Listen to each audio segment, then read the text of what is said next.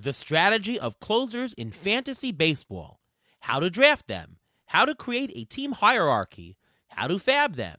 Plus, this week's waiver wire picks and pitcher preview. Closer expert Greg Jewett of Fantasy Alarm and The Athletic joins us next on Beat the Shift.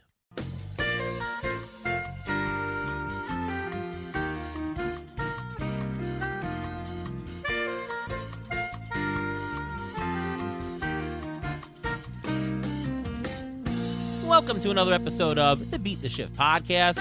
I am your host, Ariel Cohen, and with me as always, Ruvain Guy. How are you, Ruvain? I'm doing great. How are you doing today? Pretty good. What's this? You told me that you're looking for earrings now at Citi Field. Is that what you told me before? Yeah, I think everyone who was a Met fan who still thinks the Mets can make the playoffs and want to sign Javi Baez long term are looking for that earring right now. Oh, boy. Mets in trouble again. They're acting general manager, DUI. Oh, boy. Well, it sounds like a regular Mets year, so all's well in the world, right? Yeah, it's basically a drama every day, a new drama every day, and you know what? It's just a status quo. This is what a Met fan gets used to already. We're used to this. Pretty much. All right. Well, let's get on with our show. We've got a great show tonight. We're going to talk a lot about closers and how they've fared, what to look for. It's a topic that I know people touch on, but we want to talk about the strategy aspect of it. And I found none other than Greg Jewett, who is an expert on closers. He really digs into this each and every week. If you haven't followed him, you should. You can follow him at GJEWETT9, G Jewett, on Twitter. He puts out a nice spreadsheet on Google Sheets where he tracks closers each and every day, what they've done the past couple of days. So really great stuff. Greg Jewett, he's from Fantasy Alarm and The Athletic. Welcome to the show, Greg. How are you? Can't complain, Ariel. It was actually a nice fall day up here in Syracuse. We avoided all of the rain. I hope you guys are all right down there. I mean, we got a lot of rain down. I got a lot of rain down here. Today was beautiful, though. Ruvain, how'd you feel in upstate New York? It was fun, except getting into the city today took me 2 hours, and it normally takes about 35 to 40 minutes. So, whoa. Yeah, I mean, they were closing streets left and right, flooding, tremendous flooding from about 2.5 inches of rain, which is quite a bit to pour on in one single day, and not even a day, like a third of a day. Unbelievable. Well, anyways, talking about closers, and, the first question to you, Greg, is, since you do the listing of closers and the hierarchy, who's the current closer, who's the setup man, looming, stuff like that, how do you form those? How do you do that both on a preseason basis, and how do you do it in the middle of the season? Well, the preseason, I pay close attention to spring training. It was a little different this year because the game formats, I'm sure as you're aware of. So it was usually pre-2021, it was whoever would work the fifth inning, because that was about the last inning that the starting batters would appear in. That would be the inning that the closer would come in and get some work, so he would face major league hitters and not minor league guys and things of that nature. And then you kind of set the bullpen from there. So if somebody was setting him up, he would work in the fourth. And then the main closer, teams that use a closer, would come into that fifth inning. This spring was a little different. They shifted into the third and the fourth. But you just kind of monitor, and I read all of the stuff from the beat writers. I included that in my coffee and closer articles that I did in the preseason that a lot of the NFBC players were tracking and reading religiously. And I pretty much mimicked Jeff Zimmerman's great mining the news format, and I did it all just for closers. And that just kind of helped me formulate, and you do your best sorting the tea leaves.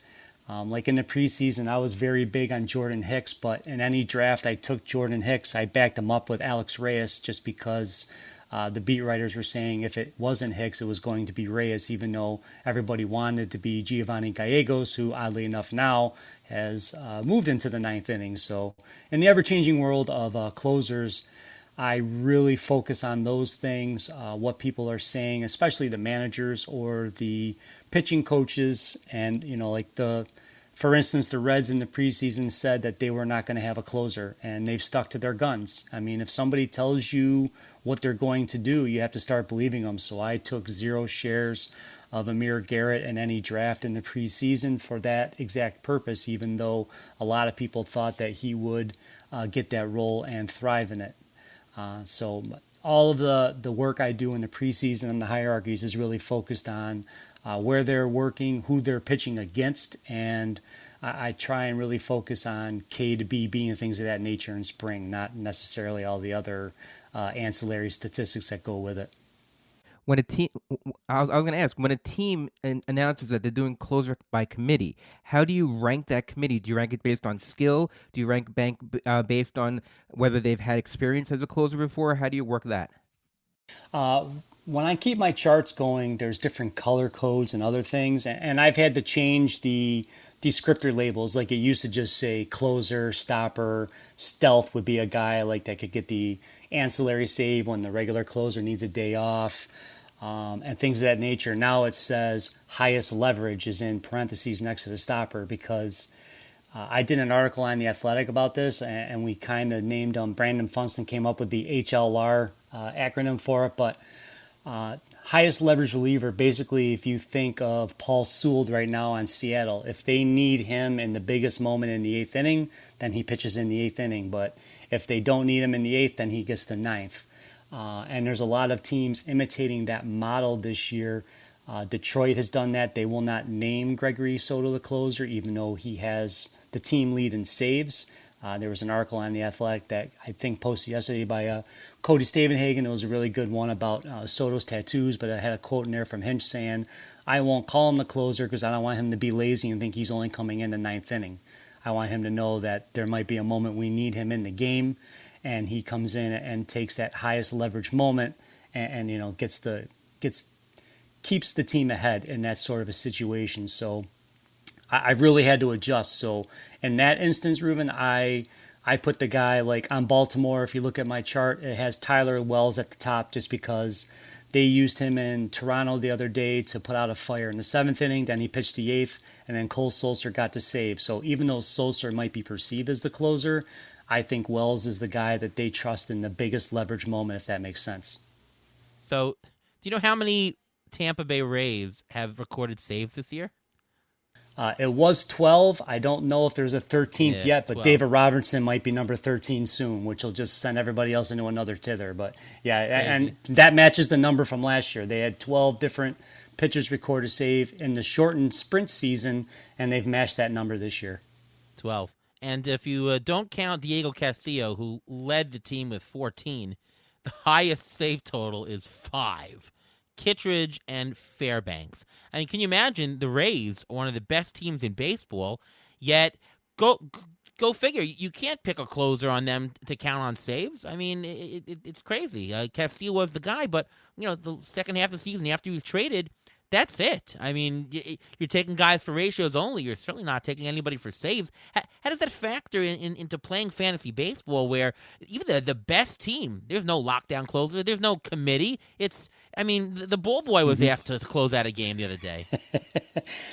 In those fluid situations, in a 12-team like mixed roto, you really can't roster one of those guys unless it's a daily moves thing or like in some Yahoo leagues, if you can use Kittredge as a starting pitcher slot on like a head-to-head matchup on a day you don't have a starter going, then that makes him valuable. Otherwise, it's only 15-team leagues or league-only formats where those guys have more viability.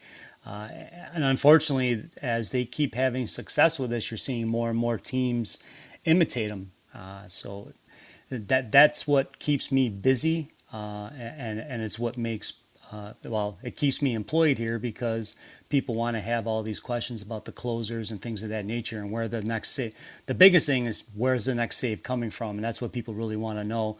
If you can get somebody a week or two ahead before they get the job, you save a lot of fab money, which we all know is tantamount to success, especially at the end of the season here. And how much fab was blown on just Toronto Blue Jay closers this year? Crazy. The Reds, yeah. Yeah. All right, let's do the trivia this week. It's time now for the Injury Gurus Trivia of the Week.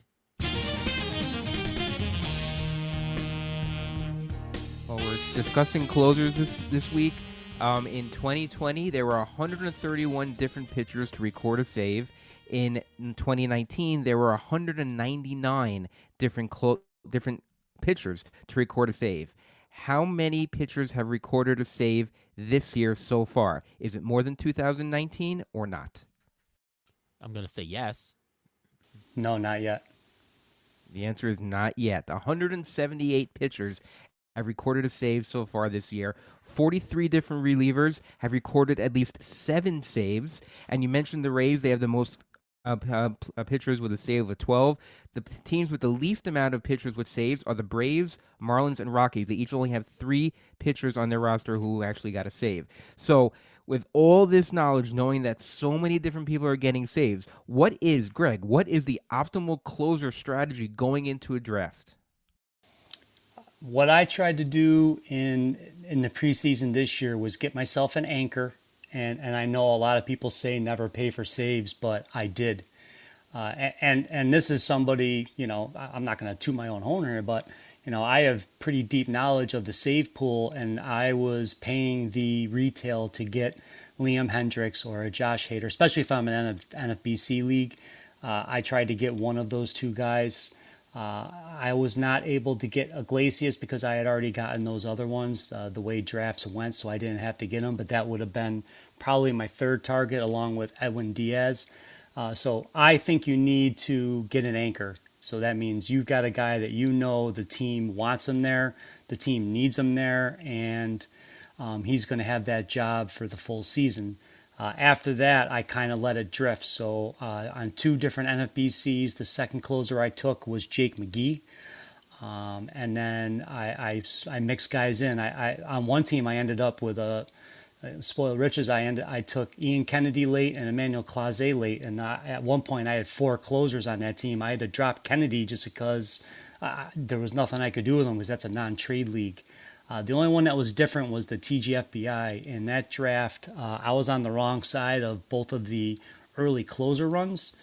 So my first closer in that one, at that time, I took Craig Kimbrell, and it was a nervous preseason when he was having his struggles.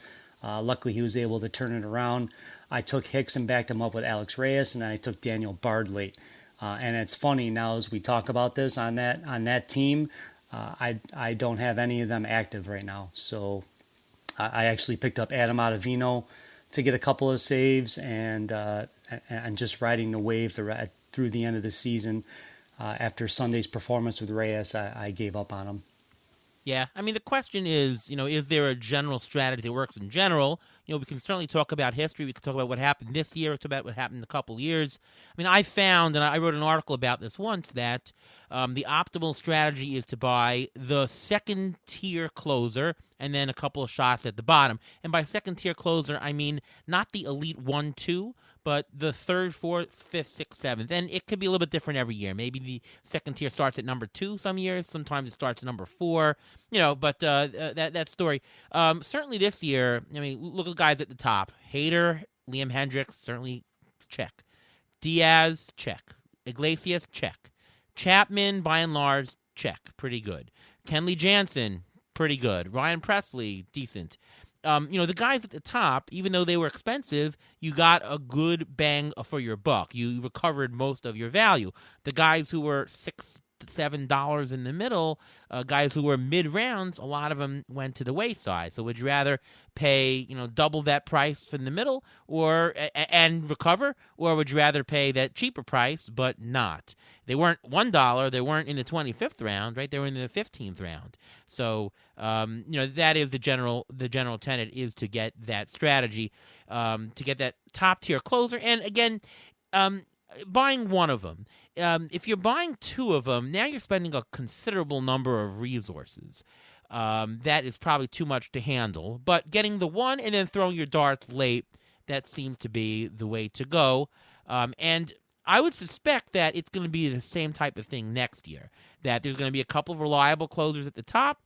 You should grab that one and just throw a couple of darts at the bottom. The only thing I would add to that going forward is, especially because Tampa Bay does this, there are some good relievers with great ratios. I mean, Giovanni Gallegos has had lower than a .9 whip over each of the last 3 years. whether he gets saves or not, that's very helpful to 15-team leagues. Even 12-team leagues, it's helpful.